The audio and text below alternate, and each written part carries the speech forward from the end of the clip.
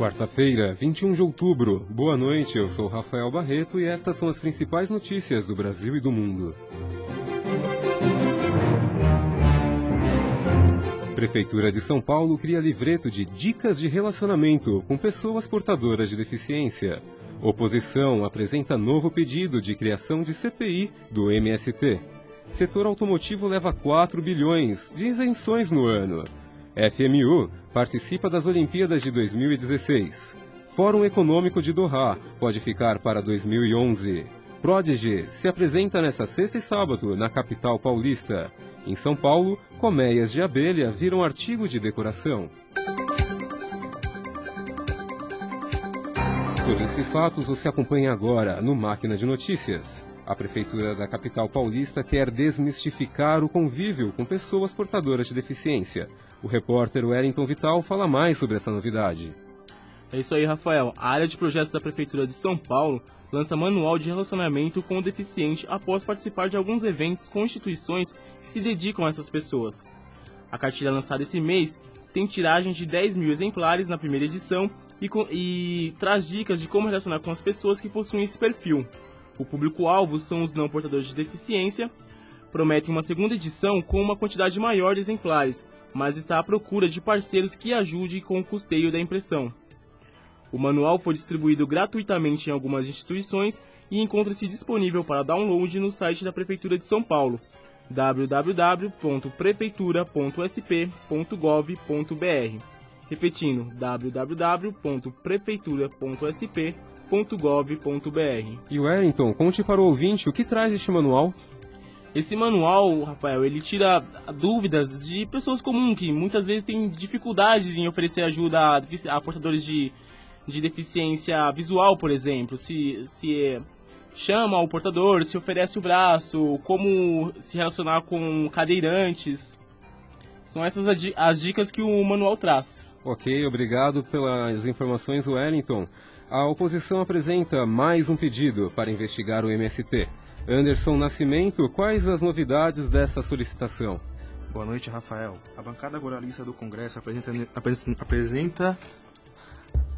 novo pedido de CPI sobre possíveis irregularidades no repasse de verbas do governo ao Movimento dos Trabalhadores Rurais Sem Terra, o MST.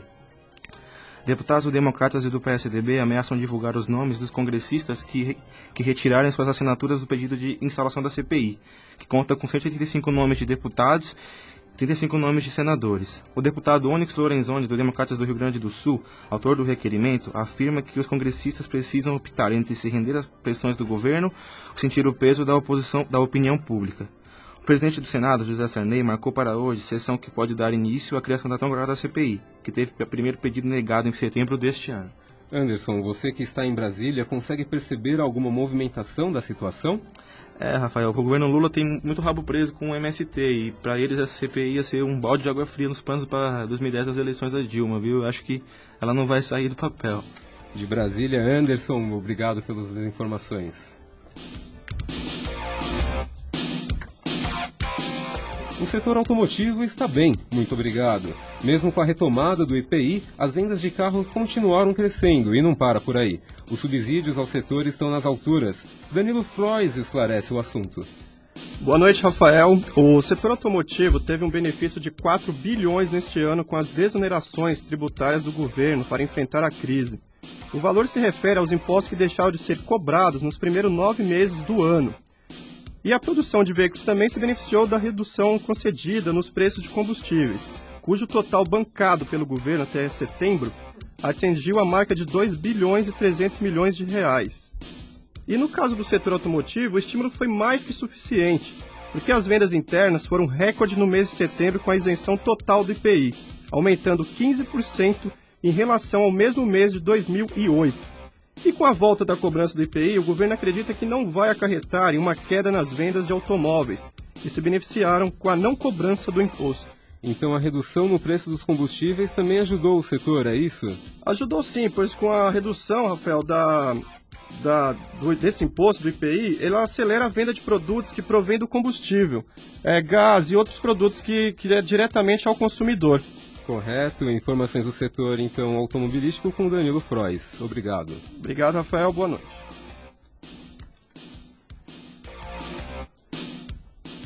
22 horas 33 minutos.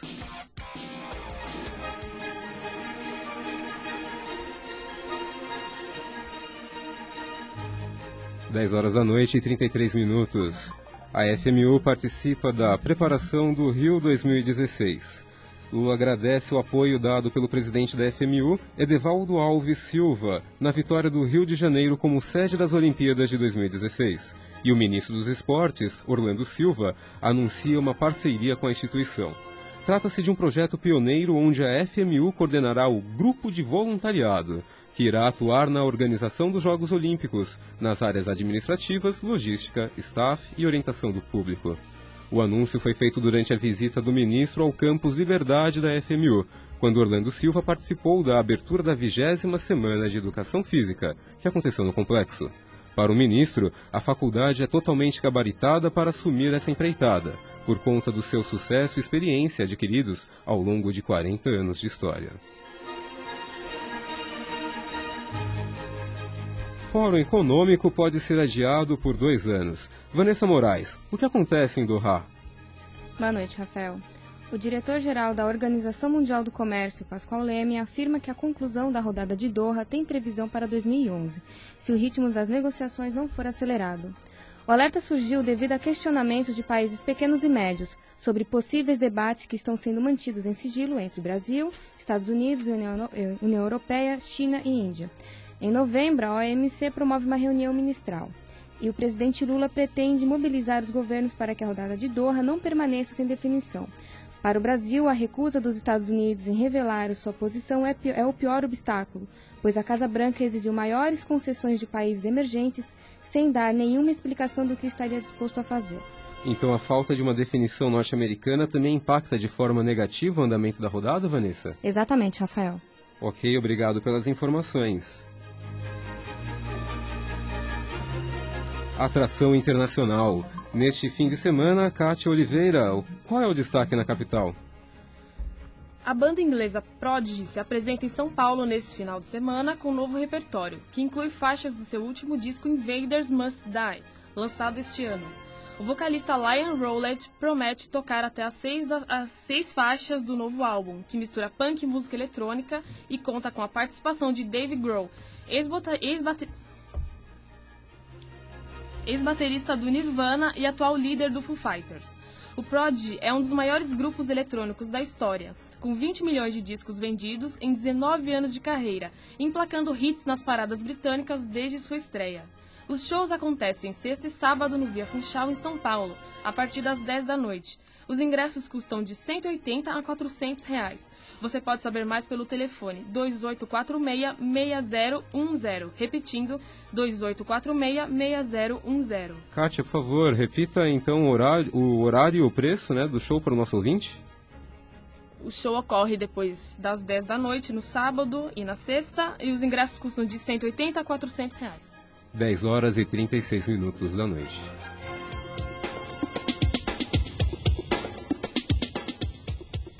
E quem diria, uma criação de abelhas pode ser bem rentável, não é mesmo, Isabela Campos? Exatamente, Rafael.